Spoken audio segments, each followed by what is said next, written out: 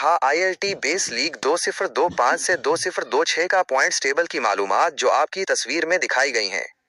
Team match खेले M, जीते W, हारे L, points PTS, net run rate NRR, vipers DV 6 0 12 जमा 0 आशारिया 4 6 0, gulf giants GG 5 3 2 6 जमा 0 आशारिया 3 5 4, Dubai Capitals DC 5 2 3 4 जमा 0 आशारिया 6 5 2, MI Emirates MI 5 2 3 4 जमा 0 आशारिया 0 4 3, Sharjah warriors SW 4 1 3 2 मनफी 0 आशारिया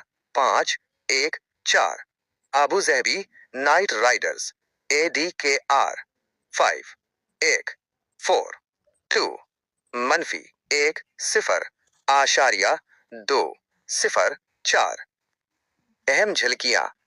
wipers DV सरफहरिस्त हैं और अभी तक कोई मैच नहीं हारे, 6 मैचेस में 6 जीत के साथ 12 पॉइंट्स।